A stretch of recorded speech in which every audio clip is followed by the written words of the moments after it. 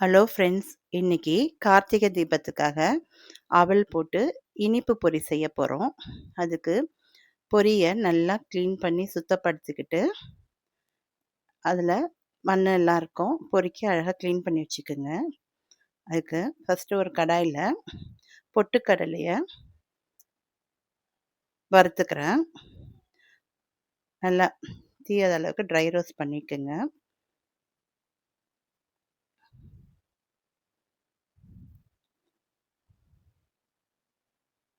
அப்புறம் வேர்க்கடலை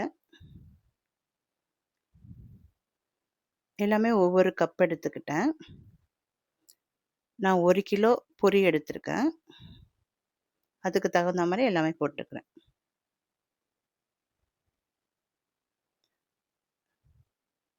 வேர்க்கடலையை நல்லா வறுத்துக்குங்க.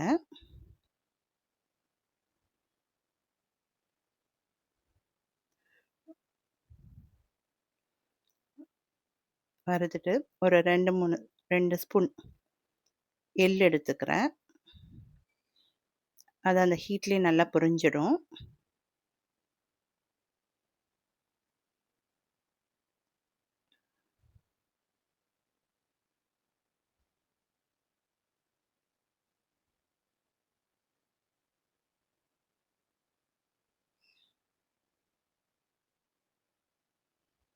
நல்லா பொரிச்சிட்டு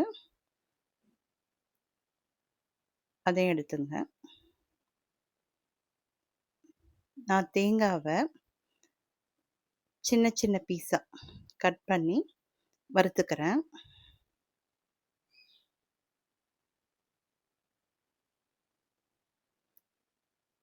அந்த ஈரப்பதம் இல்லாத அளவுக்கு வறுத்துக்குங்க. நான் இதை கட் பண்ணி ஒரு 1 ஹவருக்கு மேலே ஃபேன் காற்றுல உணர்த்தி தான் இதை வறுக்கிறேன். வறுத்த எல்லாத்தையும் பொரியில் கலந்து கொட்டிக்குங்க. நல்லா எல்லா இடமும் மிக்ஸ் ஆகிற மாதிரி நல்லா கலக்குங்க. தேவையான அளவுக்கு ஏலக்காய்,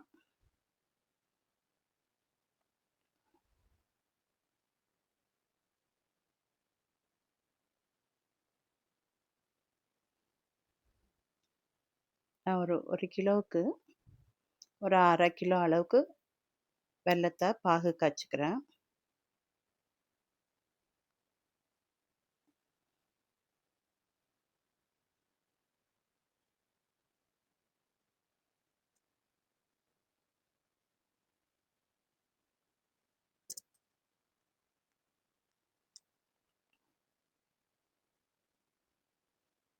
எல்லாத்தையும் நல்லா மிக்ஸ் பண்ணுங்க. அப்போ தான் எல்லா இடத்துலையும்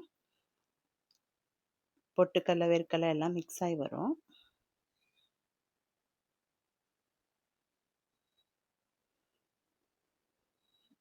பாகு ஒரு கம்பி பதம் வந்தவுடனே அதில் ஊற்றி கிளறுங்க.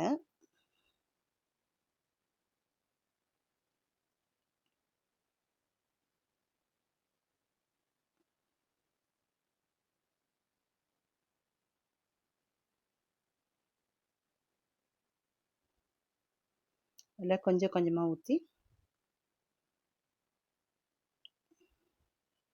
ஃபுல்லாக கிளறுங்க.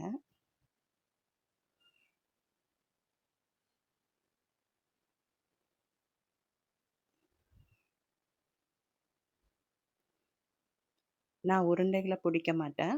ஆனால் இப்படியே கிளறி தம்மில் அப்படியே மூடி வச்சுடுவேன்.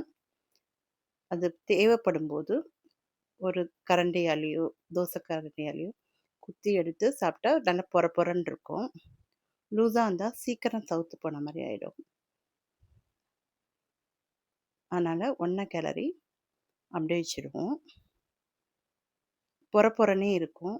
தேவைப்படும் போது கொஞ்சம் கொஞ்சமாக கார்த்திகை தீபம் இனிப்பு பொரி ரெடி. உங்களுக்கு பிடிச்சிருந்தா லைக் பண்ணுங்கள், ஷேர் பண்ணுங்கள், சப்ஸ்கிரைப் பண்ணுங்கள். Thank you friends.